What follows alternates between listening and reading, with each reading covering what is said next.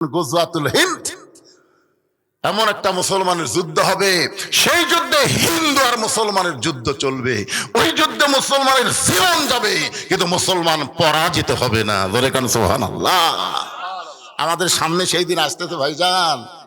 আমি পরশুদিন বলেছি, ওয়াজটা আমার ফেসবুকেও গেছে, ইউটিউবে গেছে। আমি ডক্টর ইউনুসকে বলেছি যে যাদের বয়স 20 থেকে 30 তাদেরকে 3 মাসের ট্রেনিং দেন, আর্মির ট্রেনিং দেন। সেই সমস্ত যুবকদেরকে নিয়ে এসে 3 মাস আর্মির ট্রেনিং দিয়ে ছেড়ে দেন। আমাদের হাতে ট্রেনিং থাকলে লাঠি দিয়া ঝাঁটা দিয়া ওই শালা মারওয়ানের বাচ্চাদের আমরা সাইজ করবো। জোরে করে কথা বলেন। আমার এই ওয়াজ শোনার পরে অনেক ভারতের লোকরা চিন্তা করতেছে, না রে, কি মনে করতেছে? আল্লাহর বান্দার একটু মনোযোগ দিয়ে শুনবেন।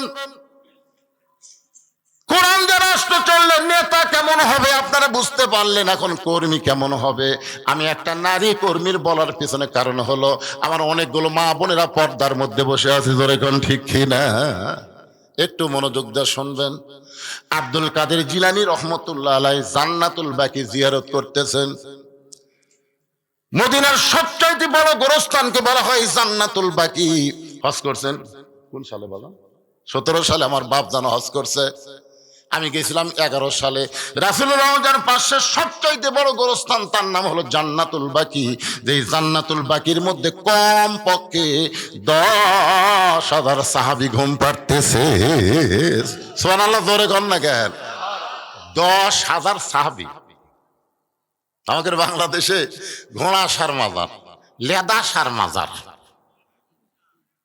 তা আমি চিন্তা করলাম যে এই লেদা শাকে তো বলছে যে হুজুর আল্লাহর ওলি যে ঘোড়া চলে যাচ্ছিল ওই ঘোড়া এটি লাগিয়েছে, এই লাতকে সুন্দর করে ঢাকা দিছে। ওলির ঘোড়ার লাত, এর নাম হচ্ছে লেদা শাক। আর 1-2 কিলো গেলে দেখবেন ঘোড়া শাক। মানে ওই ঘোড়া যেটি মরিছে পুঁতা থসে ওটা হচ্ছে ঘোড়া শাক।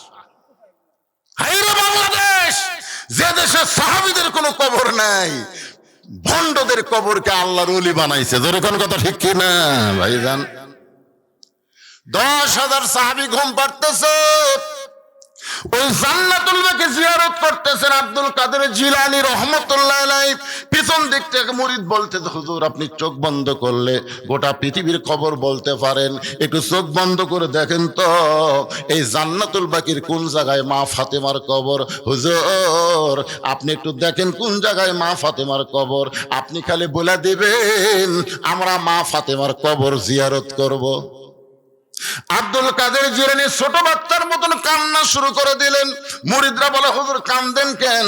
বলে কান্দার কারণ হলো চোখ বন্ধ করলে খালি দুনিয়ার খবর আমি জানি না, আল্লাহ পাক আমাকে এমন যোগ্যতা দান করেছে।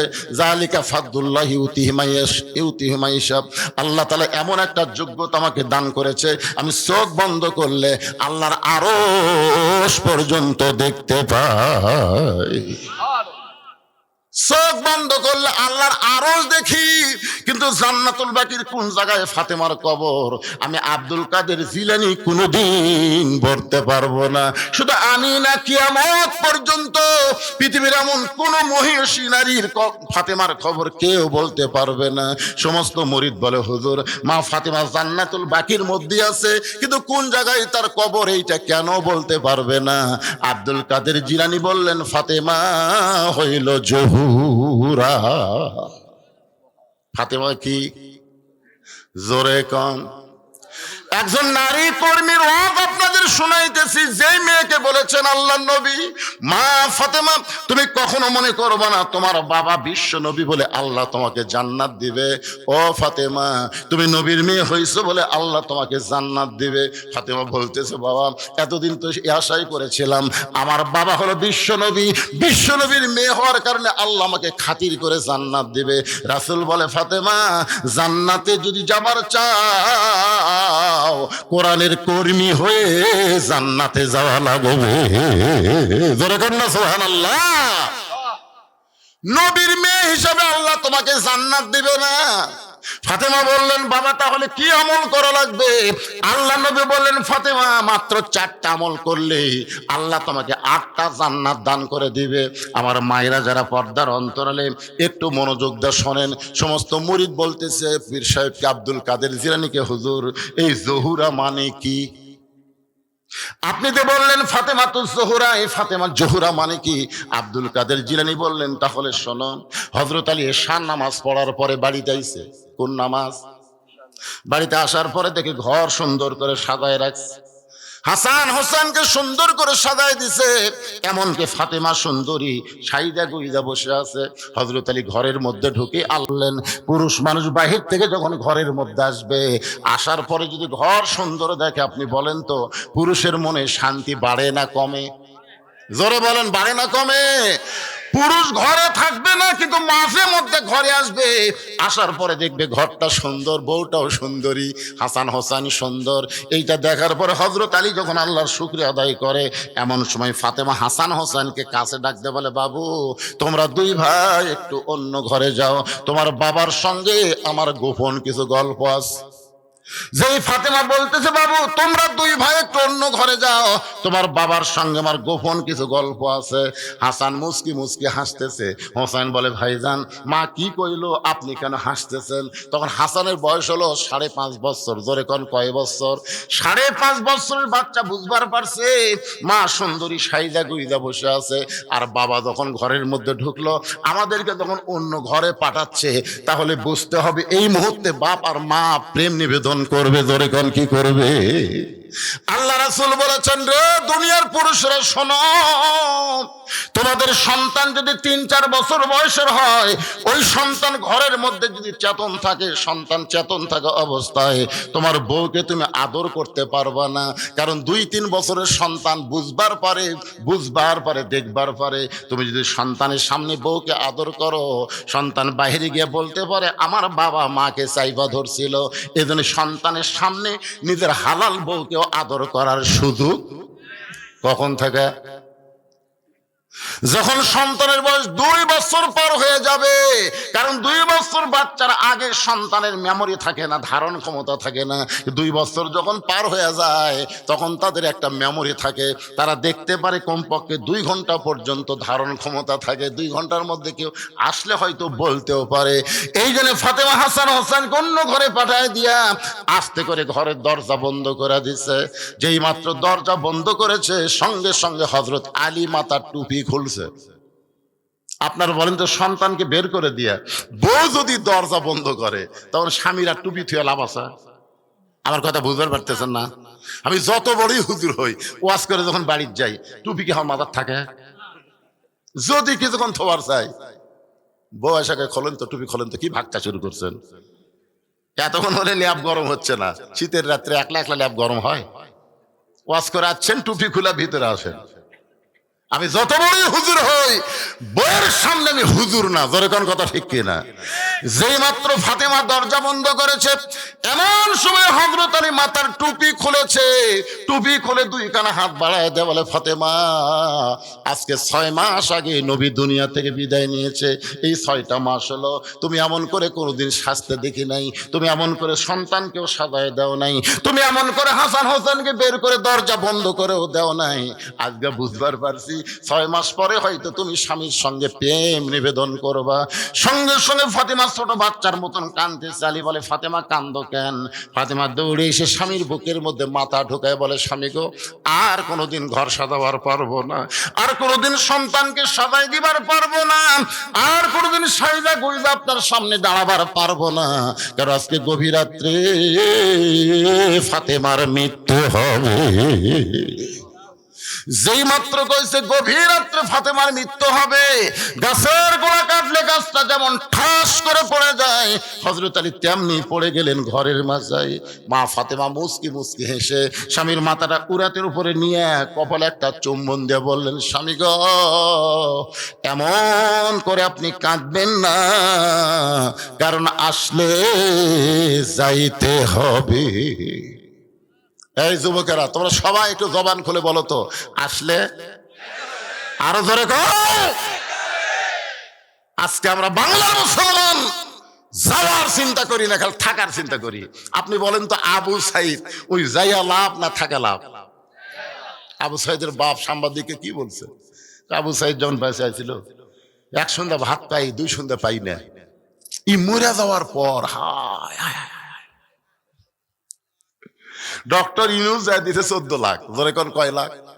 জামাতের আমির দিছে 8 লাখ, বিএনপির ফখরুল ওই যায় দিছে 7 লাখ, যাই আসতেছে লাখ লাখ লাখ লাখ। একজন কইছে আবু সাইদের বাবার 3 তলা বাড়ি বানা দেবো, এক ব্যবসায়ী, আর 5 তলা। ওই কই মোরাই ভালো রে, বেঁচে থাকতে খাবারই পাইনি, আর মরিয়া গেলে কি হসে ভাই? আপনারা বলেন তো আবু সাইদ কি আসলেই মরছে? আমার গ্রামের এক চাচাতো ভাই আমার ছেলে হয়েছে, আমার কয় হুজুর আপনি তো একজন আলেম মানুষ, আমার ছেলে হয়েছে, একটা ভালো নাম রাখবো। আমি কইলাম ছেলের নাম রাখো আবু সাইদ। ওই সেই খুশি, আবু সাইদ নাম রাখছে। এখন ওর বউ ডাকে আবু সাইদের বাপ, ওই আবার ডাকে আবু সাইদের মাও। আশেপাশের লোক শুনে, ওই পশ্চিম পাড়াত আর একটা ছেলে হয়েছে, ওর নাম আবু সাইদ। দক্ষিণ পাড়াত আর একটা আছে, ওর নাম আবু সাইদ। আমি চিন্তা করলাম যে হারে আবু সাইদ বেড়ে গেল। আমার এক খালা, তার এক মেয়ে, খালা তো বোন হয় সম্পর্কে, একটা মেয়ে হয়েছে। তা আমার কয় খালা বলতেছে মোবাইল করে, বাবা আমার একটা নাতনি হয়েছে রে, তুমি একটা আলেম মানুষ, একটা ভালো নাম রাখো তো নাতনির। আমি বললাম খালা হাসিনা। যেই খুশি হাসিনা, আমি আর কষ্টে পাচ্ছি না। খালা কয় এই তুই আলেম না জালেম রে? আমি বললাম খালা আপনি এত গরম হলে, এই তুই জানিস না হাসিনা একটা খুনি? আমি তখনই বুঝলাম আবু সাইদ ওরা মরেনি, হাসিনার মতো মেয়েরা পচে গেছে। কথা ঠিক কিনা? 2100 বছর এই বাংলার জমিনে কোন মেয়ের নাম কেউ হাসিনা থুবি না। এই জন্য আল্লাহ কোরআনে বলেন ওয়ালা তাকুলু লিমান ইউকতালু ফি সাবিলিল্লাহি আমওয়াতুন বাল আহইয়া ওয়ালাকিন লা তাশউরুন। কি বুঝলেন আয়াতের বাংলা অর্থ কি? আল্লাহ রাস্তায় যাদেরকে হত্যা করা হবে, আপনারা আবু সাইদের ভিডিও দেখছেন? দেখছেন কি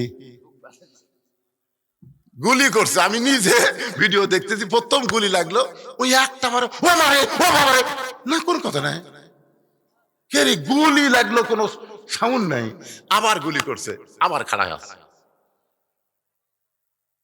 ডক্টর ইউনূসের আবার জাতিসংঘ দেখাচ্ছে ওর মরার ভিডিওটা, মানে পরে আবার যখন গুলি করলো, তারপর আবু সাইদ পিছন দিকে একটু আসলো, কিন্তু বসলো না, কোনো সাউন্ড নাই, কোনো কান্নাকাটি নাই, কি গুলি লাগতেছে, কান্দে না, কারণ কি রে? পরে বন্ধু বান্ধব এসে যখন ধরলো, তারপরে আমি পড়লো, আমার মনে পড়লো মীর কাসেম আলীর কথা। জামাত ইসলাম একজন নেতা মীর কাসেম আলী, ওনার ফাঁসি হবে রাত 12টার সময়। ধরে কোন কয়টার সময়? 9:30টার সময়। একজনকে বলতে ভাই আমার ফাঁসি কখন হবে? রাত 12টায়। তাহলে তো এখনো টাইম আছে, আমি একটু ঘুম পাড়ি, 8 ঘন্টা আগে আমাকে ডাক দিও। ওই লোক কয়খানি পাগলা না মানুষরা? রাত 12টায় ফাঁসি হবি, 9:30 বাজে, এখন 2.5 ঘন্টা সময় আছে, আমি 2 ঘন্টা ঘুম পাড়ি, ভাই 8 ঘন্টা আগে আমাকে ডাক দিও। তো ওই লোকটা মনে করছে পাগলা, 8 ঘন্টা থাকতে এসে দেখে লাখ টাকা ঘুম পাড়তেছে,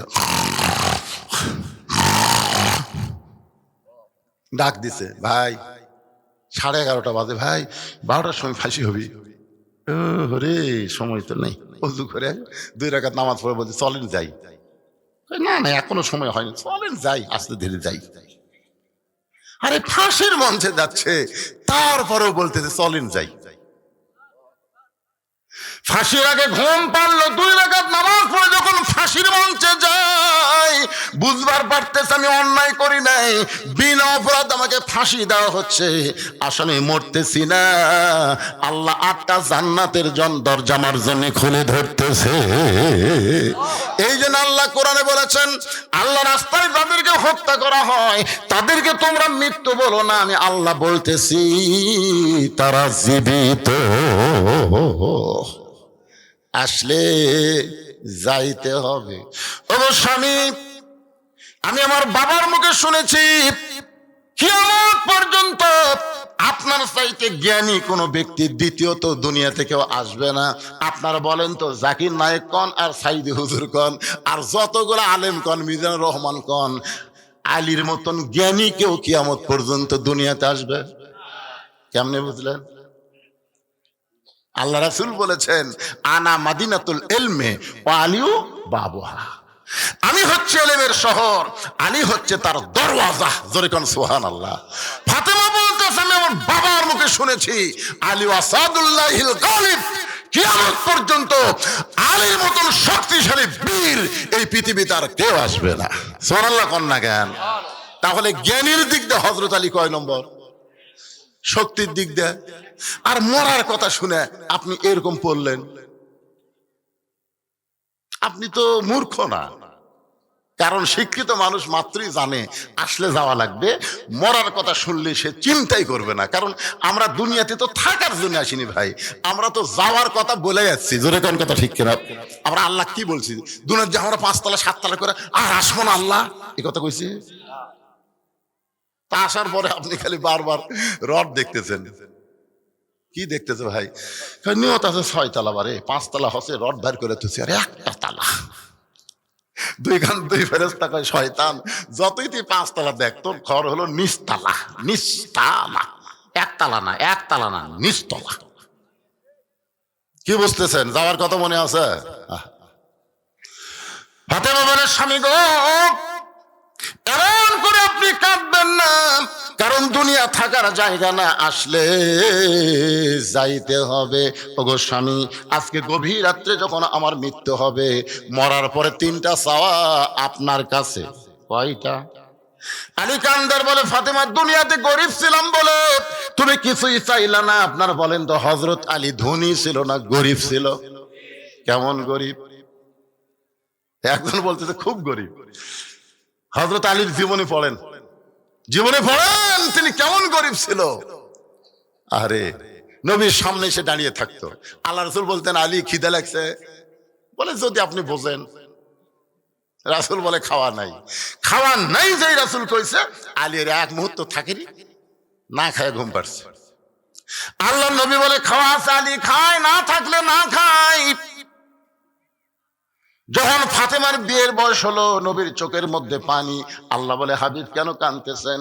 বলে, আমার খাদিজা বিবি যখন দুনিয়া থেকে বিদায় নেয়, তখন ফাতেমার হাতে আমাকে ন্যস্ত করেছে। মা খাদিজা যখন চলে গেছে, যাওয়ার সময় ফাতেমাকে ডাক দিয়ে বলছে, মা আমি তো চলে যাচ্ছি, আমি থাকা অবস্থা তোর বাবার দেখাশোনা করছি, কিন্তু আমি চলে গেলে কে দেখবে মা? ফাতেমা বলতেছে, মা আপনি কি বলতে চান? খাদিজা বলে, ফাতেমা তোমার বাবার দায়িত্ব আমি তোমার হাতে দিয়ে গেলাম। আল্লাহ বলে, হাবিব আপনার যেই ফাতেমা আপনার দায়িত্ব নিয়েছে, সেই ফাতেমাকে আপনি দূরে বিয়ে দিয়ে থাকতে পারবেন? নবী বলে, আল্লাহ আমার কাছে তেমন কোনো যোগ্য পাত্র তো আমি দেখি না।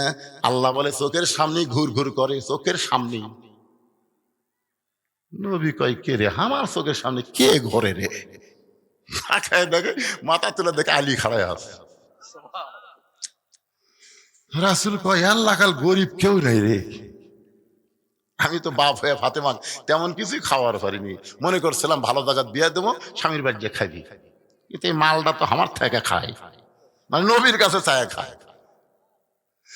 নবী ডাকতে বলে, আল্লাহ মুখের সামনে যাকে দেখতে পাই, এই গরিবের সঙ্গে বিয়ে দিতে আমি ফাতেমারে পারবো না। আল্লাহ বলে, আপনি না পারলে কি হবে? আমার বান্দা সমূহের ভিতরে আলীকে আপনার মেয়ের জন্য পছন্দ হয়েছে। এখন বলেন, আল্লাহ যদি পছন্দ করে, নবী কি করবেন? নবী কি করবেন? মা ইয়ান্তিকু আনিল হাওয়া ইন হুয়া ইল্লা ওয়াহয়ু ইউহা। ওই আলীর সঙ্গে যখন ফাতেমার বিয়ে দিবেন, নবী একটু রাগ করে ডাকলেন, আলী এই শোন তো শোন, কেন আমার মুখের সামনে সবসময় ঘুর ঘুর করিস কেন? তা আলী বলতেছে, হুজুর আপনি তো জানেন আপনার সব সময় কাছে থাকার লোক আমি, কারণ আমার বাবা আবু তালেব যখন দুনিয়া থেকে বিদায় নিয়েছে, আমার বাবা নবীর চাচার নাম কি? আবু তালেব। তখন তো তারপরও বাবা আলীর হাতে নবীর দায়িত্ব দিয়ে গেছে। ধরে কোন সুবহানাল্লাহ, সুবহানাল্লাহ। ওগো আল্লাহর নবী আমি কি দূরে যাব? রাসূল বলতেছে দূরে না তো আরো নিকটে নিব। আলী বলতে তো হুজুর কেমনে? বলে আমার কলিজা। নবী তাকায় দেখে আলী মাটি, এই বুড়া লোক মাটির মধ্যে দিয়া, মানে খুশির চোটে, বুঝতে। রাসূল কয় আলী কি খবর? আমার মনের মধ্যে একটা আশা ছিল, রে পাগলা তুই আমার চাচাতো ভাই, তোর মনের মধ্যে আশা কেমনে জাগলো? সুবহানাল্লাহ না কেন? আচ্ছা আশা জাগানোর মালিককে? আপনাকে মনে কি আশা জাগে যে আগামীতে কিছু একটা পরিবর্তন বাংলাদেশে হবে? আশা জাগে একটা পরিবর্তন। শোনেন, আর কোন মেয়া মানুষের ক্ষমতা আমাকে বাংলাদেশে আমরা দেখ না। কথা বল না। কারণ মুজিবুর রহমান মরদ মানুষ, জিয়াউর রহমান মরদ মানুষ, এরশাদ চাচা মরদ মানুষ। জোরে কোন কথা ঠিক? এরপরে ভাই আমি যতবার হজ করবার গেছি শান্তি নাই। ওই দাম্মা মতো হজ করবার গেছি, রিয়াদে গেছি, আল কাসেমে গেছি, অনেকে। আমি কি বারে মেয়া মানুষ, আপনাকে প্রধানমন্ত্রী, আপনার মরদ। তো সামনে নিয়ত করছি আর কোন মেয়া মানুষ যেন না হয়, মরদ মানুষই যেন আমাদের দেশের প্রধান হয়। জোরে কোন কথা ঠিক কিনা? এ কথা আমার না আল্লাহর। আল্লাহ কোরআনে বলেন আর রিজালু কাওয়ামুনা আলান নিসা, পুরুষেরা নারীদের উপরে থাকবে। রাসূল বলেছেন মা তারাকতু বাদি আলা উম্মতি ফিতনাতুন আদাররাল রাসূলু মিনান নিসাই, রাওয়াহুল বুখারী কিতাবুল ফিতান। আল্লাহ রাসূল বলেছেন আমার পরে আমার উম্মতের জন্য সবচাইতে বড় বিপদ হলো পুরুষ মানুষের জন্য নারী নেত্রী হওয়া। এটা কি আমার কথা কি রাসূলের কথা? আমার কথা না, আল্লাহর কথা। কথা একটু হুহা করা লাগবে। কার কথা? একটু মনোযোগ দিবেন। ফাতেমার স্বামী গো, আমি দুনিয়া থেকে বিদায় নেওয়ার পর আমার তিনটা চাওয়া আপনাকে পুরা করা লাগবে। আলী কান্দের বলে ফাতেমা দুনিয়ার জীবনে গরিব ছিলাম বলে তুমি কিছুই চাইলা না, আজকে রাত্রে মারা যাবে, তুমি কি চাও ফাতেমা? বলে আমার এক নম্বর চাওয়া হলো রাতের অন্ধকারে মৃত্যুবরণ করব, রাতের অন্ধকারেই আমাকে দাফন করা লাগবে, রাতের বেলা মৃত্যুবরণ করব আর দিনের বেলা কবর দিবেন। ফাতেমার কবর কেউ দেখলে ফাতেমার পর্দার খিলাফ হয়ে যাবে, এই জন্য রাতের বেলায় আমাকে কবর দিবেন। আমার দুই নম্বর চাওয়া হলো আমার কোনো জানাজার ব্যবস্থা আপনি করবেন না, আমার কোনো জানাজার ব্যবস্থা করবেন না। আলী কান্দের বলে ফাতেমা তুমি নবীর কলিজার টুকরা, তোমার জানাজায় হাজার হাজার মানুষ দোয়া করবে, তুমি কি দোয়া চাও না? ফাতেমা বলতে স্বামী গো, হাজার হাজার মানুষ যদি বলে ফাতেমা ভালো আর আপনি যদি বলেন ভালো না, ওই হাজার মানুষের দোয়া দেয়া ফাতেমার কোনো লাভ হবে না। আর দুনিয়ার তামাম মানুষ যদি বলে ফাতেমা খারাপ আর আপনি যদি বলেন আমার বউ ফাতেমা ভালো, এক স্বামীর সার্টিফিকেটে ফাতেমার জন্য আল্লাহ 8টা জান্নাতের দরজা খুলে দিল। এখন আপনাদের কাছে আমার প্রশ্ন হলো, বউ ভালো হওয়া লাগবে কার কাছে? আমার কথা কি আপনারা শুনবার পাচ্ছেন? এলোমেলো ভাব কেন? এর আবার কি দিলে রে বাবা?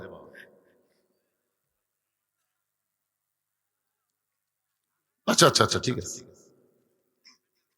মসজিদের ভিত্তি স্থাপন করা হবে। না না না, অসুবিধা নেই। আপনারা যদি টাকা না দেন মসজিদ হবে, বিশ্বাস করেন। মসজিদ ইব্রাহিম আলাইহিস সালামের যখন বাঁচলো না, কাবাখান তৈরি করার পর যখন বাঁচলো, তখন বলতেছে আল্লাহ যে সামান্য যে পাথরের কুটাকুটি বাঁচলো, এটা কি করবো? ছিটা দাও। ইব্রাহিম আলাইহিস সালাম ছিটা দিল। তো এখন বলতেছে আল্লাহ আমি মানুষে কদ্দুর ছিটা দিলাম? আল্লাহ কয় তুমি খালি মারছে আর আমি সব জায়গা ফেলে দিছি। পৃথিবীর যে জায়গা ওই পাথরের একটা পড়ছে সেই জায়গাতে একটা আল্লাহর ঘর হবি ইনশাআল্লাহ। আপনাকে এটা এখানে পড়ছে দেখে তো মসজিদ হচ্ছে। এখন যদি ভাঙ্গাবার নতুন করে করবার চান, আপনারা যদি নাও দেন তাও মসজিদ হবি ইনশাআল্লাহ। জোরে করেন ইনশাআল্লাহ হবি। আপনারা দানের কথা শুনে লাভ দিয়ে উঠবেন না, এই দানের কথা শুনে লাভ দিয়ে উঠবেন না। প্যারালাইসিস হয়ে আপনি মরবেন। আপনি বইয়ের হাতে গুড়ি খাবেন, বেটার বউ আপনাকে লাগতে দিই। হ্যাঁ, এই শালা বুড়া মরে না ঘেরে। আর বউ কবি কিছুই করার পারে না, এক খামাখা সেবা করে আমার লাভ কি? সত্যি বিশ্বাস করেন, এই ওয়াজ শুনতে শুনতে যদি লাভ দেওয়া আপনাদের প্যারালাইসিস হবি, এই ব্যাপারে কোনো সন্দেহ নেই। মসজিদের দান বাক্স মুখের সামনে দেওয়া যায়, যায় কে যায় না? কথা কান যায় কে যায় না? যায় না? আপনার মুখের সামনে দান বাক্স আসে না? এ বা কথা কন্দে আসে না? আপনি তখন কি হিসাব করেন? পকেটে 500 টাকার একটা লোট আছে, 200 টাকা আছে, 100 টাকাও আছে, কিন্তু 10 টাকা নাই। আপনি দেখতেছেন 500, 200, 110 টাকা নাই, তখন আপনি কি করেন? এই 3টা লোটের মধ্যে একটা লোট দেন, এমন জোরে মারছেন যে 4 জন পার হয়ে গেছে। ওরা 4 জন কিন্তু আপনার মারাতে বেজার হয়নি, ওরা বলতে ডাইরেক্ট তোর হাতত বল আছে রে। তখন 2 কান্দের ফেরেশতা কয় আল্লাহ আল্লাহ, ও আল্লাহ আল্লাহ। আল্লাহ কয় কি রে? কয় এই শালার কান্দত আমি থাকবো না। আল্লাহ বলে কেন? বলে থাকে লেখমুখী, তার পকেট ভরার টাকা থুয়ে তোমার দান বাক্স ঠেলা মারছে, এর লেখমুখী, এর তো লেখার আমি খুঁজে পাচ্ছি না। তখন আল্লাহ বলতেছে তোরা লেখ যে দান বাক্স ঠেলা মারলো, আরো দরকার, আপনি বেশি দেবেন না পারলো 10 টাকা হলে আপনি দিবেন, এই নিয়ত আপনাকে করতে হবে। আপনার জীবনের শেষ দান হতে পারে, জোরে কোন কথা ঠিক কিনা? হতে পারে। আমি এখানে আসার পরে আমাকে বলছে হুজুর আপনি একটু গামছার কালেকশন করে তারপর ওয়াজ করেন। আমি বললাম না, আমি কিছুক্ষণ ওয়াজ করি। এমনি আমার আগেকার বক্তা কালেকশন করতেছিল, আমি আসে যে আবার শুরু করে দেই, এরা মনে করি বক্তা গিয়েছে টাকা আদায়ের জন্য। এই জন্য চিটা পাতানো আমি তুলে দিছি। এখানে অনেক চিটা পাতান আসলো না, ওই দেখেন ফাঁক ফুক আছে, ওরা কিন্তু চিটা পাতান। ধানের মধ্যে চিটা পাতান থাকে না? আপনি কি সবগুলোই ধান? একজন বলতেছে বিশাল ধানের ঠিক, আর একজন বলতেছে পাগলা ধানের মধ্যে চিটা পাতান আছে রে। কেমনে বোঝা দেবে? বাতাস দে, বাতাস দে। বড় একটা ফ্যান দিয়ে বাতাস দিয়েছে, ধানগুলো সব এটি পড়ে আর চিটা পাতান উড়ে উড়ে চলে যায়। তখন বলে এত চিটা পাতান কি কর্ম? সব ঝাড় দিয়ে হাসালত লিয়া যা, ভিতরে দে মাল, ভিতরে দে।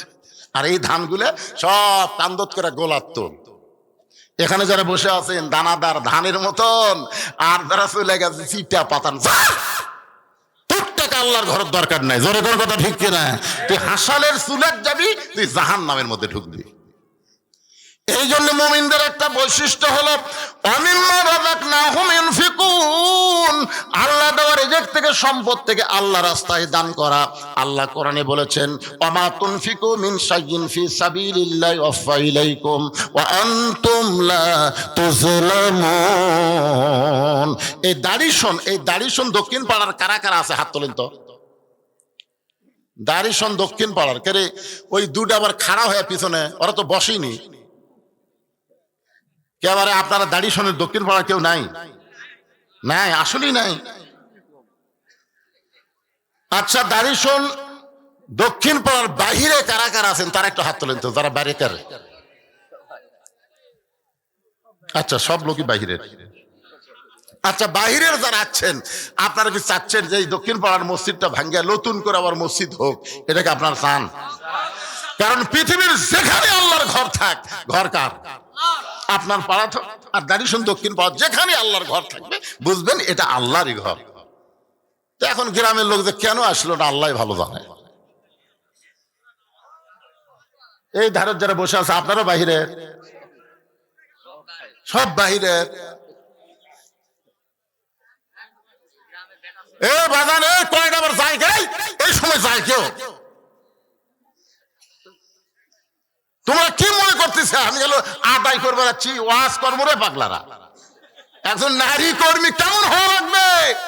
কোরআন দিয়ে যখন বাংলাদেশ চলবে, আমাদের মেয়েরা পরিমণি হবে না ফাতেমা হবে। আজকে কোরআন থেকে দৃশ্য দেখা লাগবে, জোরে কোন কথা ঠিক কিনা?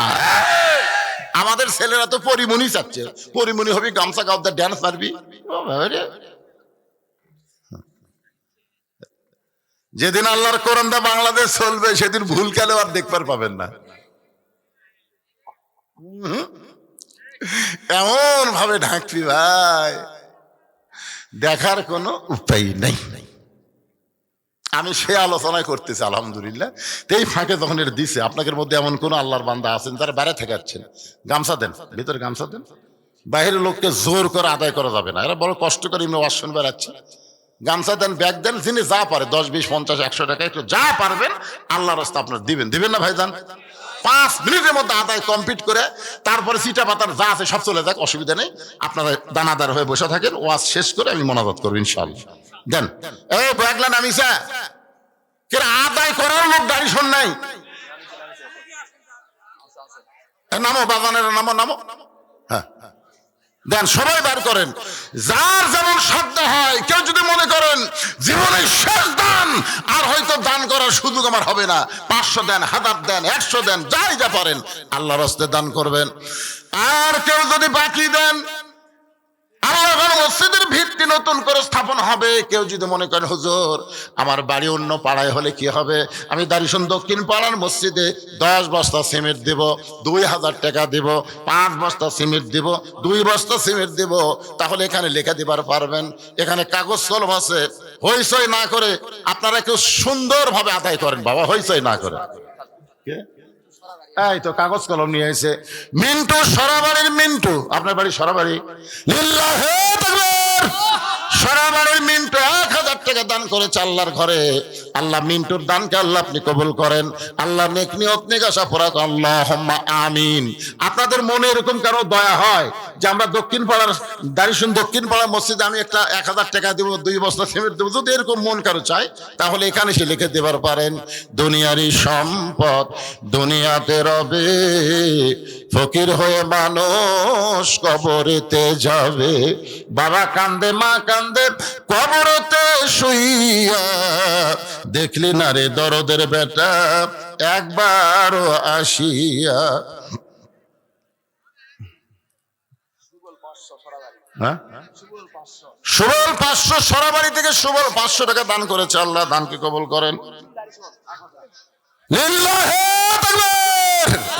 আজকের মাহফিলের সম্মানিত সভাপতি রাশেদুল ইসলাম ও সহসভাপতি রাশেদুল ইসলাম 10,000 টাকা ধরে বলেন মারহাবা।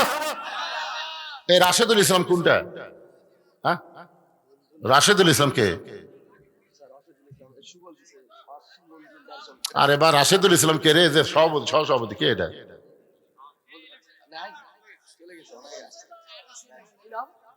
আপনি কি সভাপতি? আপনি একটা কোন কয় হাজার? 40,000 দিবস আছে মা। আজকের মাহফিলের সভাপতি 40,000 টাকা দিবেন, বলেন মারহাবা বলেন। এই বসেন না কেন, বসেন না কেন, যাই চলে যায় যাক। আপনার একটু সামনের দিকে আসেন তো, আসেন আসেন। মহিলা প্যান্ডেলে কে আদায় করবে? যাওয়া লাগবে, বিশ্বস্ত লোক। আবার এই দিক দিয়ে টাকা তুলে আর এক দিক দিয়ে আউট হবেই চলবে না। হিরোইন কর গাঁজা খোর আছে না নাই? যেরকম আছে না নাই? হ্যাঁ, এই জন্য মাহফিলের বিশ্বস্ত লোক, এই কমিটির যারা বিশ্বস্ত তাদেরকে আপনার মহিলার কাছে পাঠাবেন। মহিলার কাছে মহিলা আদায় করাই ভালো। আসাদ বামনপাড়ার 2,000, দেখেন এই পাড়ার লোকের এখন পর্যন্ত দিচ্ছে না। বামনপাড়ার আসাদ 2,000 টাকা দান করবে। আল্লাহ আসাদের দানকে আল্লাহ আপনি কবুল করেন। আল্লাহ নেক নিয়ত নেক আশা পুরা করেন, আল্লাহুম্মা আমিন। আমিনো আমিনো আল্লাহ আমিন। দানকারীর জন্য হও তুমি জান্নাতের জামিন। একটু জিকির করেন লা ইলাহা ইল্লাল্লাহ, লা ইলাহা। কোথায় এই সহসভাপতি কোনটা রে? মাশাআল্লাহ। না আপনি দিলেন 10,000 টাকা, তো আমি চমকে উঠল। আর দিয়ে পারছেন না, পরে দিবে। মসজিদ একবার ভাঙ্গা ফেলে দেন, কাজ বন্ধ থাকবে না? থাকবে। আপনার কিন্তু বাংলাদেশের কোন মসজিদের কাজ শুরু করে কাজ হয়নি, এরকম কোন মসজিদ আছে? ইনশাল্লাহ হবে, এখানেও হবে ভাই। এই গ্রামের এমন কিছু জামাই আছে, অনেক চাকরিজীবী আছে, আছে না নাই? ভাঙ্গা ফেলে দেন, ভাঙ্গা আগে ফেলে দেন। আপনি মনে করেন টেকায় জমেনি, কিসের ভাঙুকে যদি মনে করে আমার ছেলের কামাই নাই, বিয়ে কেমনি করামো, জীবনে ছেলে বিয়ে করার পারবি না, আর ছেলে নষ্ট হয়ে যাবে। এই জন্য আপনি বিবাহ করান রেজেকের মালিককে, আপনি মসজিদ ভাঙ্গেন তৈরি করে দেওয়ার মালিককে। আল্লাহওয়ালার মাধ্যমে আল্লাহ মসজিদ নির্মাণ করে নেবে ইনশাল্লাহ। রাসূল বলেছেন যে আল্লাহর ঘর বানায়, আল্লাহ সঙ্গে সঙ্গে তার জন্য জান্নাত একটা ঘর বানায় দেয়। ধরে কোন সুবহানাল্লাহ। কবে আপনি জান্নাতে যাবেন? এখনই আপনার নামে আল্লাহ জান্নাতে ঘর বানাবে, খালি মসজিদে দান করবেন। মসজিদের ক্যাশিয়ার কে? মসজিদের ক্যাশিয়ার এই ফাঁকাটা বন্ধ করেন না কেন? এখনই ওয়াজ শুরু হবে। পিছনে যে ভাইরা বসে আছেন, আপনারা একটু দাঁড়ায় আছেন, একটু বসেন তো ভাই। এই পিছনের ভাইরা একটু বসেন ভাই, বসেন বসেন, সবাই বসেন। এই যে এইদিকে ফাঁকা হয়ে গেল, ফাঁকা জায়গাটা সামনে চাপে আসেন না কেন? দুই জায়গা আপনার জান্নাতে সাক্ষী হবে, জানেন আপনি? আগে যে জায়গায় বসলেন ওই জায়গা হবে, আবার যে জায়গায় বসলেন ওই জায়গা সাক্ষী হবে। আর সবচাইতে বড় কথা হলো, কোরআন হলো যাবতীয় রোগের ঔষধ। আপনি উঠলেন, 1 বছরের ব্যায়াম থাকলো না, আরেকবার বসলেন, 2 বছরের ডাক্তারের কাছে যাওয়া লাগলো না। তাহলে ওটা বসার মধ্যে 2 বছর শেষ। অসুখ বিসুখ ব্যারাম বেদির দেওয়ার মালিককে, ভালো করার মালিককে। আল্লাহ কোরআনকে বলেছেন, অনুনাজ্জিলু মিনাল কুরআনি মা হুয়া শিফাউ ওয়া রাহমাতুল লিল মুমিনিন। এই কোরআনকে যাবতীয় ঔষধ হিসেবে মুমিনদের জন্য আল্লাহ নাজিল করেছেন। এই জন্য যারা পিছনে বসলেন আবার সামনে বসলেন, আল্লাহ তোমার কোরআনকে সম্মান দেওয়ার কারণে এই 2টা জায়গা তার জন্য জান্নাতের সাক্ষী বানায় দাও। জোরে করেন আল্লাহুম্মা আমিন। এদিকে একটু ফাঁকা আছে ভাই, জানার একটু লড়াচড়া করেন, দেখেন শরীরের মধ্যে ক্লান্তি দূর করে দিবে আল্লাহ। এই কোরআন দিয়ে আপনার ভিতরের ক্লান্তি সব দূর করে দিবে। আর যারা পিছনে দাঁড়ায় আছেন, এই সুযোগে আপনার একটু বসেন, কারণ দাঁড়ায় যদি সারা বছর ওয়াজ শোনেন একটা সওয়াবও পাবেন না। কারণ দাঁড়ানোর মধ্যে কোনো আদবি নেই, দাঁড়ানোর মধ্যে হলো চরম বেয়াদবি। জোরে কোন কথা ঠিক কিনা? হ্যাঁ হ্যাঁ, এই জন্যে আপনারা বসেন বসেন। এখন চলে আসি মূল আলোচনায়। ইযা আসাবাতুহুম মুসিবাতুন ক্বালু ইন্না লিল্লাহি ওয়া ইন্না ইলাইহি রাজিউন। আপনাদের মনে আছে না ভুলে গেছেন? ইযা মানে যখন, আসাবাতুহুম মুসিবা তোমাদের উপরে বিপদ আপদ মুসিবত আসবে, ক্বালু তখন তোমরা বলবা ইন্না লিল্লাহি ওয়া ইন্না ইলাইহি রাজিউন। ফাতেমা বলে, স্বামী গো, আমি মরে যাওয়ার পর আমার লাশটা খাটনি দিয়ে তুলবেন না, কারণ আমি ফাতেমা হিসাব করে দেখেছি আমার খাটনি কান্দে নিবার গেলে 4 জন পুরুষ লাগবে। ধরে কোন কয়জন? আপনারা খাটনি নেওয়ার সময় দেখেননি কয়জন পুরুষ নেয়? ফাতেমা বলতে হিসাব করে দেখলাম 4 জন পুরুষ কান্দে নেওয়ার মতন দুনিয়াতে আমার নাই। আমার বাবা যদি জীবিত থাকতো, মরা মেয়ের লাশের খাটনি বাবা কান্দে নিবার পারতো। আমার হাসান হোসেন যদি বড় হইতো, মায়ের লাশের খাটনি কান্দে নিবার পারতো। কিন্তু 6 মাস আগে আমার বাবা দুনিয়া থেকে বিদায় নিয়েছে। আমার হাসান হোসেন এত ছোট, মায়ের লাশের খাটনি কান্দে নিবার পারবে না। ওগো স্বামী, আপনি শুধু আমাকে কান্দে করে ওই জান্নাতুল বাকির পূর্ব কোণায় সবুজ রঙের একটা বাতি জ্বলবে, ওই বাতি বরাবর আমাকে দাফন করবেন। আপনি যদি আমাকে দাফন করতে কষ্ট পান, আমার কবর খুঁড়তে যদি আপনার কষ্ট হয়, তাহলে আপনার একান্ত বন্ধুকে বলবেন সে যেন গোপনে ফাতেমার কবরটা খনন করে দেয়। দুনিয়ার কোনো মানুষ যেন ফাতেমার কবরের খবর না পায়। হযরত আলী কাঁদতে কাঁদতে আবু যর গিফারের জানলার কাছে, আলীর বন্ধু হচ্ছেন আবু যর, ওই জানলার কাছে ছোট বাচ্চার মতন ফোফায় ফোফায় কাঁদতেছে। আবু যর গিফারি চমকে গেল, এই গভীর রাত্রে আমার জানলার কাছে কে কান্দে? দরজা খুলে বাইরে এসে দেখে পৃথিবীর শ্রেষ্ঠ বীর হযরত আলী ছোট বাচ্চার মতন কাঁদতেছে। আবু যর গিফারি বলে, আলী ভাই, জীবনে কত যুদ্ধ গেলাম আপনার সঙ্গে, কোন যুদ্ধে আপনাকে পরাজিত হয়ে কাঁদতে দেখে নাই। হযরত আলী কোন যুদ্ধে পরাজিত হয়নি। জোরে কোন কি হয় নাই? কিন্তু আজকে আমার জানলার কাছে এমন করে কেন কাঁদতেছেন? আপনার জীবনে এমন কি যুদ্ধ, যেই যুদ্ধ পরাজিত সৈনিকের মতন আপনি কাঁদেন? আলী বলতেছেন, আবু যর, জান্নাতুল বাকির পূর্ব কোণায় একটা কবর কর। আবু যর গিফারি বলে, আলী ভাই, এখন পর্যন্ত দুনিয়ার কেউ মৃত্যুবরণ করে নাই, মানুষ না মরলে কেন কবর খুঁড়বো? আর দিনের বেলা কি কবর খোঁড়া যাবে না? রাতের বেলা কেন কবর খুঁড়বো? আলী বলতেছে, আবু যর, একজন পর্দানিশী গভীর রাত্রে দুনিয়া থেকে বিদায় নিবে, সেই পর্দানিশী ওসিয়ত করেছে এই রাতের বেলায় তাকে দাফন করা লাগবে। আবু যর গিফার বলে, আলী রে, সেই পর্দানিশী কে? তার কি নাম তোমার মুখস্থ নাই? আলী বলতেছে, আবু যর, 6 মাস আগে আমার হাসান হোসেন নানা হারাইছে, 6টা মাস আগে আমার হাসান হোসেন নানা হারাইছে।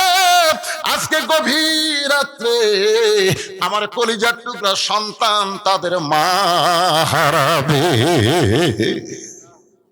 কয় মাস আগে নানা মারা গেছে? কয় মাস?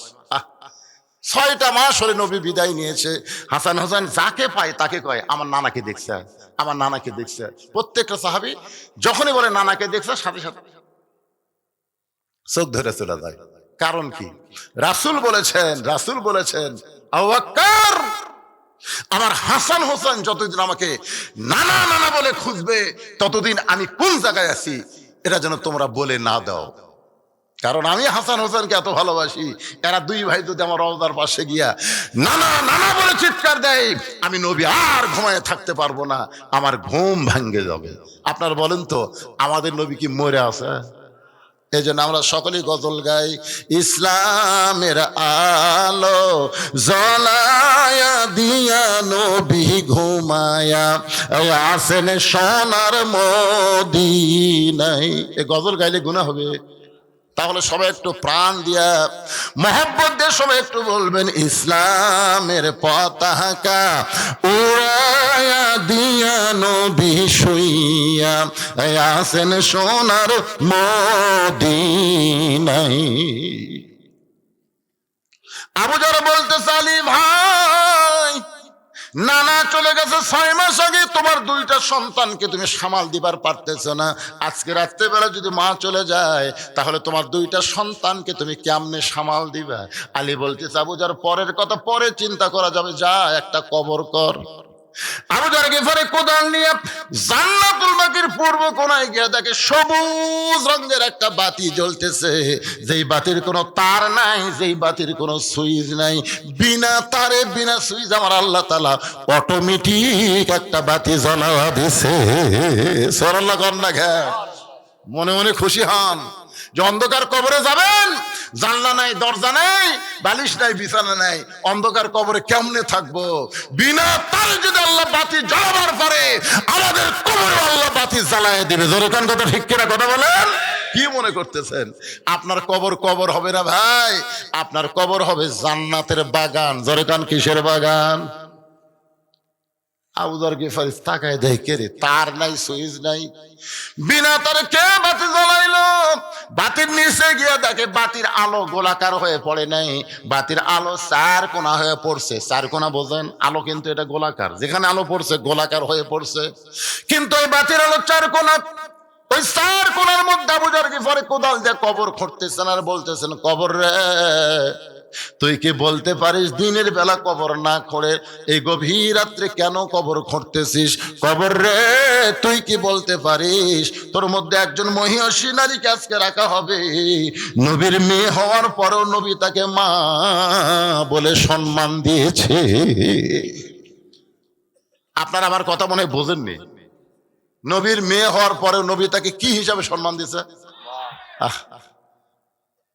মা আয়েশা বলতেছেন, ইয়া রাসূলুল্লাহ, ফাতেমা হলো আপনার মেয়ে, কিন্তু আপনি এত সম্মান করেন, মাঝে মধ্যে আমারই রাগ হয়।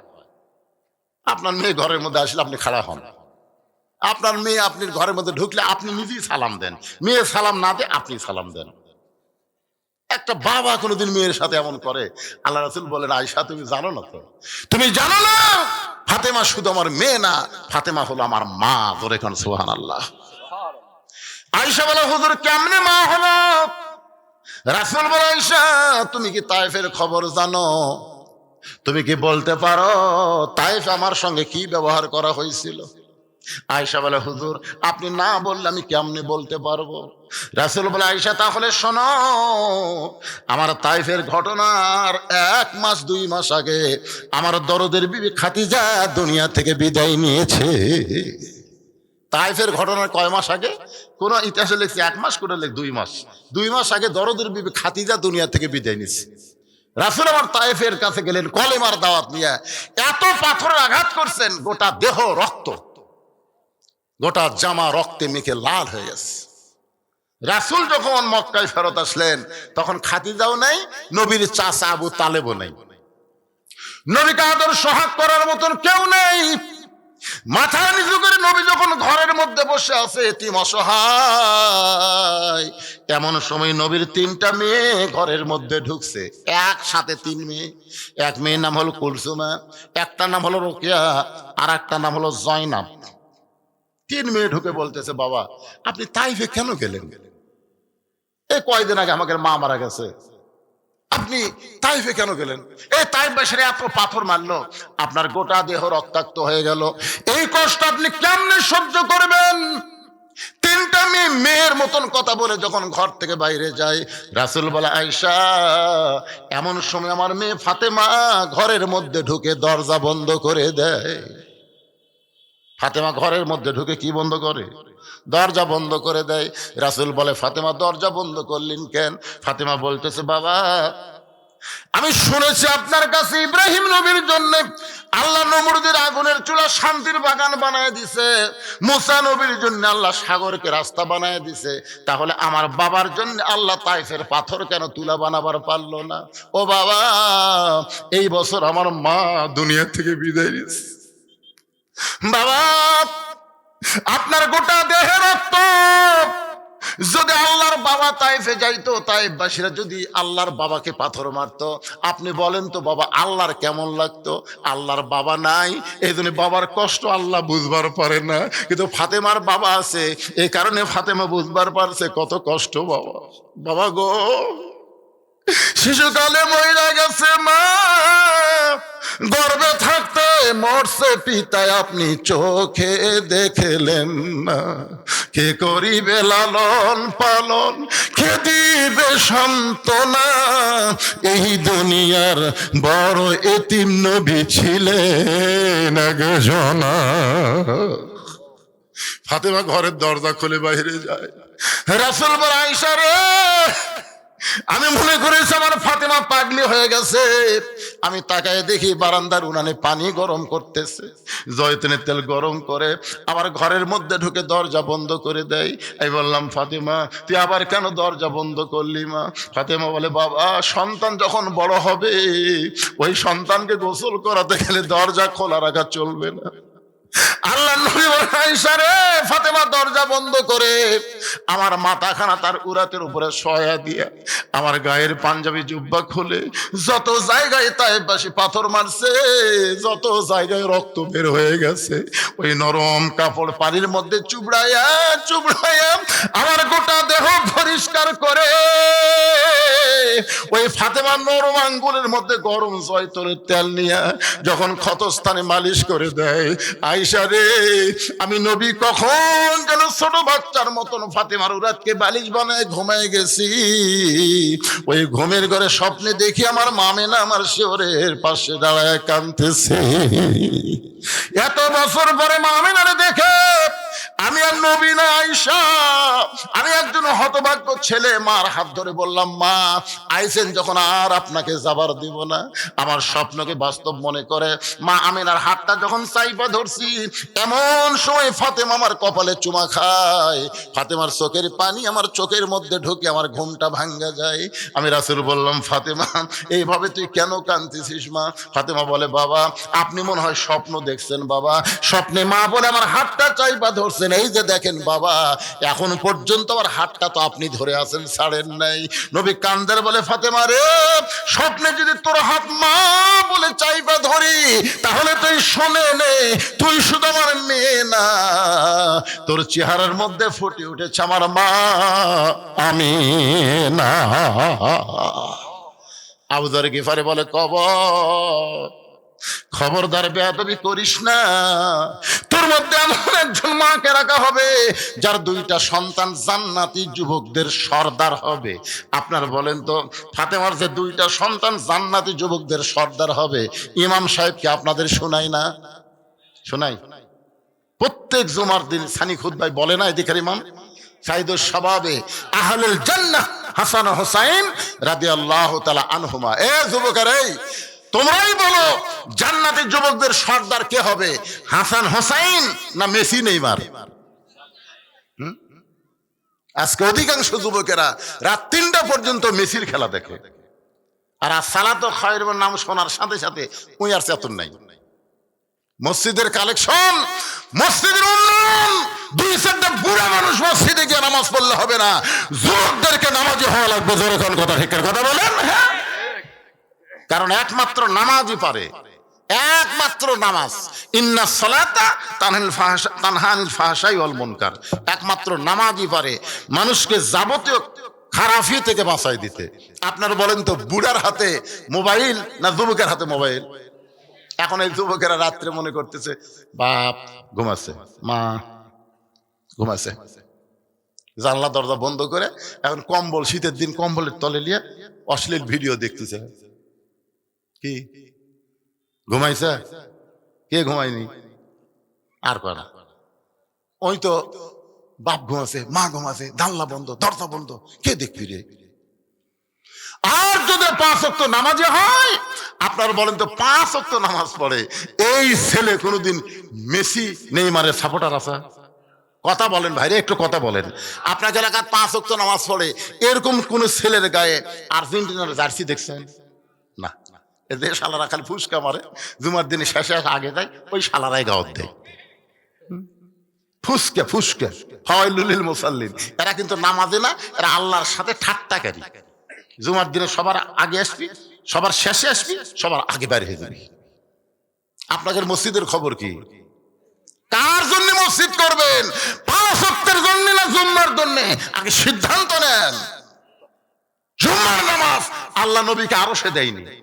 জুম্মার নামাজ মদিনা রাষ্ট্র হওয়ার পরে আল্লাহ নবীকে দিয়েছে। আর 5 ওয়াক্ত নামাজ লাইলাতুল মেরাজে আল্লাহ নবীকে আরশে দিয়েছে। ধরে কারণ সুবহানাল্লাহ। আপনারা বলেন আরশে যে জিনিসটা দিল তার দাম কম না বেশি? এই জন্য বলা হয়েছে মান তারাকা সালাতু মুতাম্মিদান ফাকাত কাফারা। সাহাবারা বললে হুজুর এটা কোন নামাজ? রাসূল বললেন এটা 5 ওয়াক্ত নামাজের 1 ওয়াক্ত নামাজ কেউ যদি বাদ দেয় আল্লাহর সাথে সে কুফরি করলো। বাইনাল আবদি ওয়াল কুফরি তারকুস সালাত, বান্দার কাফেরের মধ্যে পৃথক করার জিনিসটার নামই হলো নামাজ। যে নামাজ পড়ে সে আল্লাহর বান্দা, যে নামাজ পড়বে না সে হলো কাফের। মসজিদের উন্নয়ন মানে কি? মসজিদ দোতলা করা? মসজিদের উন্নয়ন হলো মসজিদের আশেপাশে সমস্ত যুবককে 5 ওয়াক্ত নামাজ মসজিদে আদায় করা। মসজিদে যদি 5 ওয়াক্ত নামাজ আদায় হয়, মসজিদ কিভাবে করা লাগবে এর জন্য ভিক্ষা করা লাগবে না। প্রত্যেকটা মুসল্লি বাড়ি করার আগে মসজিদ তৈরি করবে। জোরে কোন কথা ঠিক কিনা? আপনারা জানেন পাকিস্তানের শহীদ আফ্রিদি, পাকিস্তানের ওই আগে 19টা মসজিদ করছে, 19টা মসজিদ আগে বানাছে, তারপরে নিজের বাড়ি করছে। আল্লাহর ঘরের গুরুত্ব বেশি না আমার পায়খানার গুরুত্ব বেশি? তোমার পায়খানা টাইলস দিয়ে কি সুন্দর করে বানালে। মসজিদের জন্য টাকা চাইলে এলাকার একটাও নেই, সব বাইরের লোকের আসে। এখন যে টাকা দিয়েছে চাদরের মধ্যে 2টা শর্ট কিনা ছাড়া মসজিদ করে ফেলবেন। এখন শীত আসতেছে, কার্পেট কিনা লাগবে। আপনার যে টাকা দিয়েছে 2টা কার্পেট হবে, মসজিদ ভাঙলে বিপদ পড়বেন। এই জন্য 5 ওয়াক্ত নামাজের আগে মুসল্লি তৈরি করেন। মসজিদ হবি না, মসজিদের বাপ হবি। এটা আবার কি বাপ? আচ্ছা, ইমাম সাহেব চলে গেছে। আরে এই মসজিদের ইমাম সাহেব চলে গেছে, তার রুহের মাগফিরাতে তার মেয়ে 2000 টাকা দিয়ে দোয়া আছে। আমরা দোয়া করি আল্লাহ মরহুম ইমাম সাহেবকে, তার মকামকে জান্নাতের উচ্চ মাকাম দান করুক। যেরকম আমিন। সবাই বলে বিরক্ত হচ্ছেন আপনারা? কিছু লোক উঠে গেছিল, আবার দূর করে চলে আসতেছে। না না, সারা রাত কমকে বাবা, মনে একটু কষ্ট লাগছে, এই জন্যই বললাম।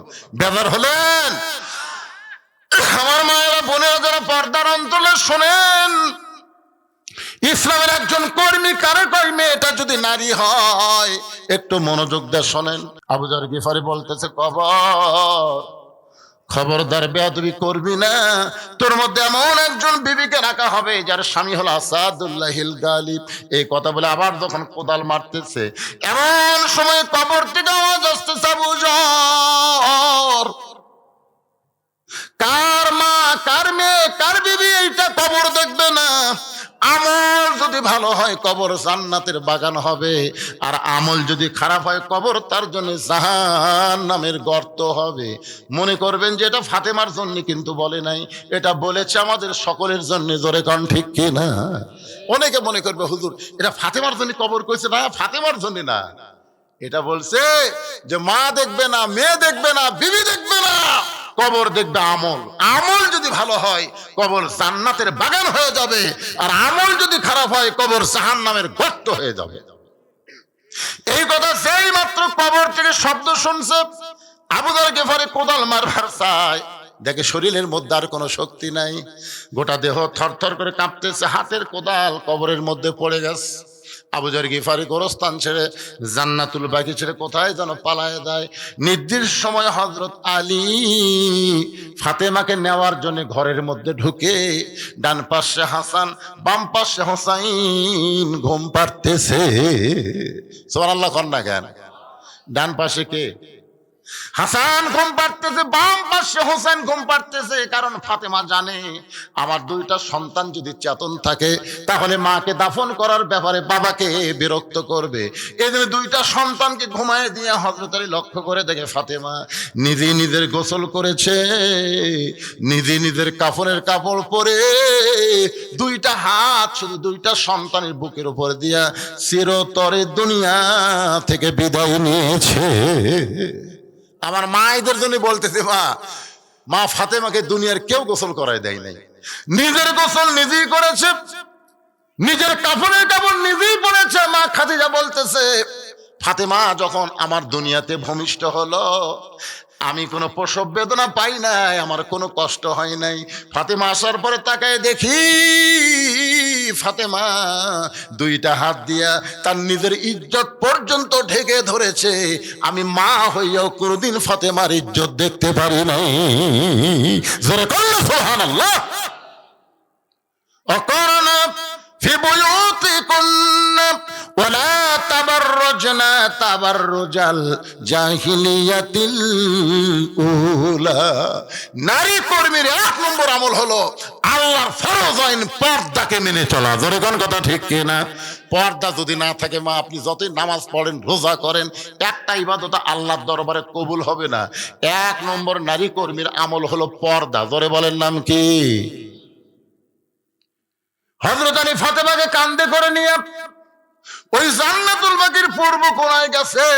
আবু যর ফাতেমার কবর ত্যাগ কর।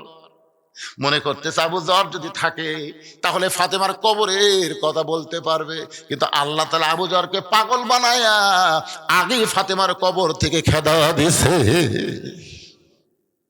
নিজের হাতে হযরত আলী ফাতেমাকে দাফন করে গভীর রাতে আল্লাহকে বলতেছে, আল্লাহ আমার বিবি ফাতেমা, আল্লাহ তোমার এক নম্বর কর্মী ছিল, তোমার পর্দাকে এমন ভাবে গ্রহণ করেছিল, আমি স্বামীর কাছে চাইছে গভীর রাতে তাকে দাফন করলাম। আল্লাহ শুধু পর্দার জন্য সে জানাজা দেয় নাই, পর্দার জন্য খাটনিতে চলে নাই, আমি স্বামী হইয়া তার জন্য দোয়া করি, আল্লাহ গো ইসলামের এক নম্বর নারী কর্মী রে তুমি কবুল করে নাও।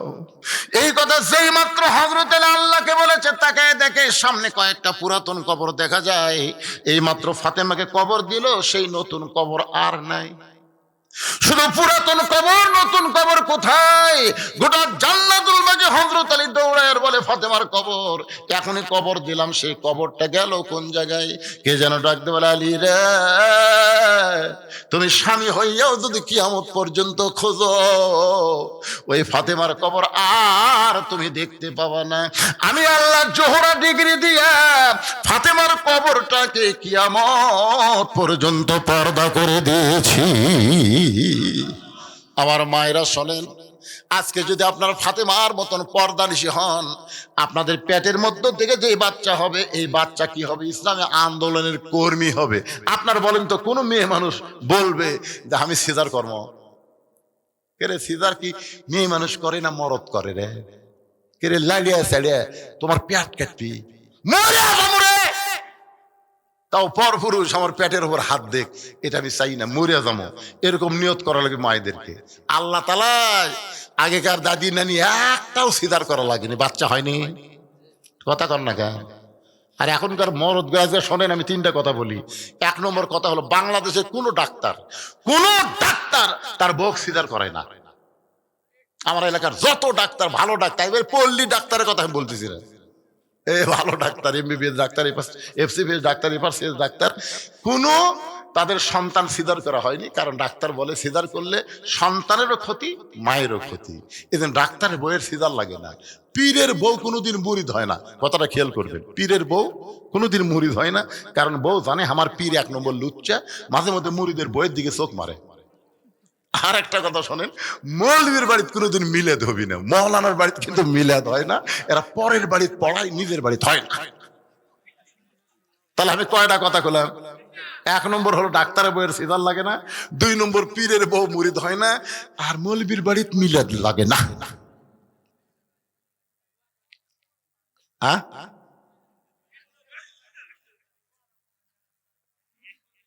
না ঠিক আছে, আপনার বলেন তো সর্বপ্রথম আমাদের নবীর হাতে কে ঈমান গ্রহণ করছে? খাদিজা নবীর কে হয়? চিন্তা করছেন? পীরের হাতে বউ মুরিদ হয় না, আর নবীর হাতে সর্বপ্রথম বউ কলমা পড়লো। এই জন্য পীর ধরবেন না নবী ধরবেন? পীরের মধ্যে গোঁজামিল আছে ভাই, কিন্তু নবীর মধ্যে কোনো গোঁজামিল নাই। এই জন্য আল্লাহ বলেছেন আতিউল্লাহ আতিউর রাসূল। আল্লাহকে যদি পাইতে চাও নবী ছাড়া পাওয়ার কোনো রাস্তা নাই। জোরে কোন কথা ঠিক কিনা? দেখেন আয়াতটা খেয়াল করেন, ও আতিউ উলিল আমরি মিনকুম, তা কিন্তু আল্লাহ বলেনি। আল্লাহ বলেছে আতিউল্লাহ আতিউর রাসূল, এরপর আল্লাহ বলেছেন উলিল আমরি মিনকুম, অউলিল আমরি মিনকুম।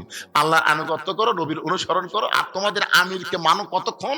যতক্ষণ তোমাদের আমির নেতা পীর নবীর তরিকার মধ্যে থাকবে। নবীর তরিকা বাদ দিয়ে পীর যদি আলাদা তরিকা বানায় তাহলে বুঝবা ওটা ভণ্ড। জোরে কোন ওটা কি? আরো জোরে জোরসে বলুন। আপনারা ইমামকে কতক্ষণ মানবেন? ইমাম যতক্ষণ নবীর তরিকা মোতাবেক নামাজ পড়ায়। ইমাম যদি 4 রাকাত 3 রাকাত করে মানবেন? পীরকে কতক্ষণ মানবেন? পীর যতক্ষণ নবীর তরিকার মধ্যে আছে। নবীর তরিকা বাদ দিয়ে আলাদা তরিকা বানাচ্ছে।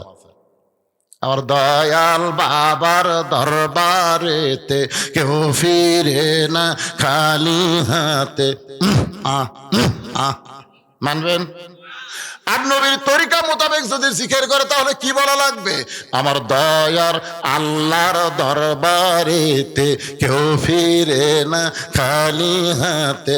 আল্লাহ আল্লাহ আল্লাহ। কোনটা করবেন, বাবা না আল্লাহ? আমাদের বাংলাদেশে এই বাবারা ইসলামী আন্দোলনের বিরোধী। ধরে কোন কথা ঠিক কিনা? সর্বশেষ কথা, ইন্না লিল্লাহি ওয়া ইন্না ইলাইহি রাজিউন। সবচেয়ে বড় বিপদ, এই কোরআনের আইন বাংলাদেশে চালু হোক, এটা 3 শ্রেণীর লোক বিরুদ্ধচারণ করবে। কয় শ্রেণীর? এরা চাবে না, এরা কোনো সময় চাবে না যে বাংলাদেশ আল্লাহর কোরআন দিয়ে চলুক। আপনার দেখেন তো আপনার এলাকাতে 3 শ্রেণী আছে কিনা। এক নম্বর হলো ফেরাউনি গোষ্ঠী। আবু জেহেলের শাসন যারা চায় তারা কোরআনের শাসন কোনোদিনও চাবে না। জোরে কোন কথা ঠিক কিনা? এখন আপনারা দেখেন তো এরকম কেউ আছে কিনা। 2 নম্বর হলো পুঁজিপতি, যারা সুদ খায়, সুদ ভিত্তিক সমাজ চায়, তারা কোনোদিন যাকাত ভিত্তিক সমাজের পক্ষে থাকবে না। জোরে কোন ঠিক কিনা? কোরআনে আইন চালু হলে সুদকে কবর দেওয়া হবে, যাকাত দিয়ে অর্থনীতি চলবে। জোরে কোন কথা ঠিক? কথা বলেন ভাই। তাহলে কয়টা গেল? আর একটা হলো ধর্ম লিয়া যারা ব্যবসা করতেছে। বাবার দরবার আছে না নাই? ওরা কোনোদিনও চাবে না যে কোরআন দিয়ে বাংলাদেশ চলুক, কোরআন দিয়ে রাষ্ট্র চললে একটা ভণ্ডের দরবার থাকবে না। জোরে কোন কথা ঠিক করে বলেন। এরা লাঠি দিয়ে হোক, টাকা দিয়ে হোক, যেভাবেই হোক, এরা আগামীতে কোরআনের বিরুদ্ধচারণ করবে। আপনার এলাকা তো আছে, দেখবেন। আবু জেহেলের নেতৃত্ব যারা চায়, মুহাম্মদ সাল্লাল্লাহু আলাইহি ওয়াসাল্লাম নেতৃত্ব যারা চায় না, তারা কোনোদিন কোরআনে আইনও পাবে না। আল্লাহ পাক আজকে এই বিশাল মাহফিল যারা কষ্ট করে খুব খাটাখাটনি করে টপ করে নেওয়ার পড়তেছে, এরপরেও আল্লাহর যে সমস্ত বান্দাদেরকে শেষ পর্যন্ত আল্লাহ কবুল করেছেন, আমি আপনাদের নিয়ে একটা মোনাজাত করব। কি লাভ দিয়ে উঠলেন কারে এই 2-3 জন? না না না, আপনারা কি মনে করতেছেন এই মোনাজাতের দাম নাই? এটা অনেকে পছন্দ করে না। আপনারা কি সেই গ্রুপ আছেন? না না না, মোনাজাতের নাম হলো মাথারে পাগল। মাথা যদি না থাকে, এদের মাথা ছাড়া মজিবর, এরা জানে। ও শোনেননি মাথা ছাড়া মজিবর? হ্যাঁ, শেষে হবেন মাথা ছাড়া। এই জন্য আমরা সবাই মোনাজাত আর দোয়া মুখলিবাত, আমরা সবাই মোনাজাত করব। যারা কষ্ট করে মেহনত করে আজকের এই জান্নাতের বাগান লাগাইছে, আল্লাহ পাক সকলকে কবুল করুক। আস্তাগফিরুল্লাহ পড়েন, আস্তাগফিরুল্লাহ আস্তাগফিরুল্লাহ রাব্বি মিন কুল্লি জামমি ওয়া তুবু ইলাই, লা হাওলা ওয়ালা কুওয়াতা ইল্লা বিল্লাহিল আলিয়্যিল আযীম। আল্লাহুম্মা সাল্লি আলা মুহাম্মাদ, আল্লাহুম্মা বারিক আলা মুহাম্মাদ, আল্লাহুম্মা সাল্লি আলা সাইয়্যিদিনা মুহাম্মাদ। মোনাজাত করে দিল। আল্লাহুম্মা আমিন। আল্লাহুম্মা আনতাস সালাম ওয়া মিনকাস সালাম তাবারাকতা ইয়া যাল জালালি ওয়াল ইকরাম। আল্লাহ টপ টপ করে নিয়ত পড়তেছে, আল্লাহ তোমার বান্দারা শীতের ভিতর আরামের বাড়ি ঘুমকে বাদ দিয়া কোরআন হাদিসের মহব্বত নিয়ে এই জান্নাতের বাগানে বসে বসে কোরআন হাদিস আলোচনা শোনার শেষে আমি গুনাহগারের সঙ্গে রহমতের দরজায় ফকির হয়ে দোকানে হাত তুলেছি। আল্লাহ মেহেরবানি করে আজকের মাহফিল আমাদের সকলের হিদায়াতের জন্য, নাজাতের জন্য, জান্নাতের জন্য আল্লাহ কবুল করো। এই মাহফিলের শুরু থেকে শেষ পর্যন্ত যত আলোচনা হয়েছে আল্লাহর মধ্যে যদি ত্রুটি হয়, ভুল হয়, মাফ করে দাও। এর যা হাদিয়া মঞ্জুর করো সোনার মদিনায় নবী পাকের রওজা মুবারকে আল্লাহ কবুল করে নাও। তামাম আম্বিয়ায়ে কেরাম, আসহাবে কেরাম, তাবিঈন কেরাম, তাবা তাবিঈন কেরাম, আউলিয়ায়ে কেরাম, পীর মাশায়েখ, বুজুর্গানে কেরাম, তামাম পৃথিবীর মাটির নিচে মুমিন মুমিনাত শুয়ে আছে আল্লাহ সকলের আরওয়াহ পরে হাদিয়া কবুল করো। মাবুদ, আমরা যারা হাত তুলেছি আমাদের জনম দুঃখনী মা যাদের কবরে গেছে আল্লাহ মেহেরবানি করে মায়ের কবর জান্নাতের টুকরা বানায় দাও। বাবার বাড়ি ঘর সবই আছে, এতিম করে থুই আমাদের বাবা যাদের কবরে চলে গেছে আল্লাহ মেহেরবানি করে বাবার কবরকে জান্নাতের টুকরা বানিয়ে দাও। আমাদের দাদা দাদি, নানা নানা, আত্মীয় স্বজন, শ্বশুর শাশুড়ি যাদের কবরে গেছে আল্লাহ কবরবাসীদের তুমি মাফ করে দাও। আল্লাহ যারা কষ্ট করে মেহনত করে তোমার ঘর সংস্কারের জন্য, নতুন করে নির্মাণের জন্য যারা আজকে মাহফিলের আয়োজন করেছে আল্লাহ তাদের সকলকে জান্নাতি কবুল করো। এই গ্রামের সবাইকে মিলেমিশে তোমার মসজিদে 5 ওয়াক্ত নামাজ জামাত আদায় করার তৌফিক দিও। নতুন করে মসজিদের জন্য নগদে বাকিতে আজকে যারা দান করেছে আল্লাহ সব দানগুলোকে জান্নাতের বিনিময়ে তুমি কবুল করো। আজকের মাহফিলের সভাপতি, সহসভাপতি, প্রধান অতিথি, বিশেষ অতিথি, মসজিদ কমিটির সভাপতি, সেক্রেটারি, কেশিয়ার, ইমাম, মুয়াজ্জিন, মুসল্লি, খতিবকে আল্লাহ তুমি কবুল করো। আল্লাহ আমার মা বোনেরা পর্দার অন্তরালে বসে শুনেছে, আবিদা সালিহা পর্দানিশি কবুল করে, মা ফাতেমার চরিত্র পর্দানিশি কবুল করো। আল্লাহ তাআলা যে কোরআন এত সুন্দর ভালো লাগে, এত শুনতে এত ভালো লাগে, সে কোরআনের সমাজ আগামীতে বাংলাদেশে আমরা যেন দেখতে পারি, সে তৌফিক আল্লাহ তুমি আমাদেরকে দান করো।